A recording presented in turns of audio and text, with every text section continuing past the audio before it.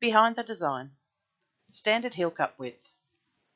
This client needed a custom orthotic to fit a standard footwear style.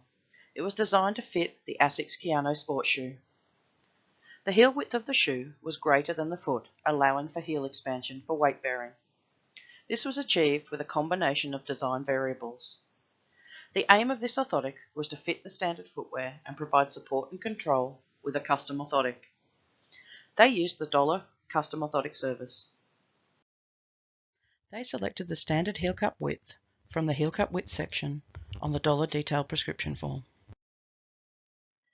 Key features and consideration for this selection include the application of 5 mm of expansion is applied to the cast, foam impression, or scan provided of the patient.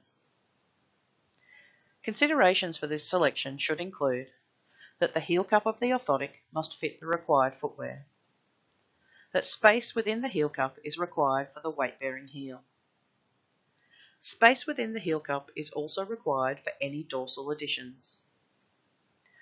Space within the heel cup is also required for the top cover. Consideration should also include what casting technique has been used, as it will influence the heel expansion captured in the cast or scan. Orthotip. Selection of standard variables can be misinterpreted as lazy prescription. However, understanding their definition and using them for a reason is anything but lazy. It shows critical thinking and expertise. A selection can be called or classified as standard for a variety of reasons, including it's a midpoint of a selection range, it's a 0 point for a direction, it's a popular design feature that works, it's a reference point, it's a lab standard amount giving a definition of a prescription variable, or it's a balance of multiple features. For example, a standard flex of polypropylene is popular for a mid-range BMI. A lab standard heel expansion of 5 mm gives a definition.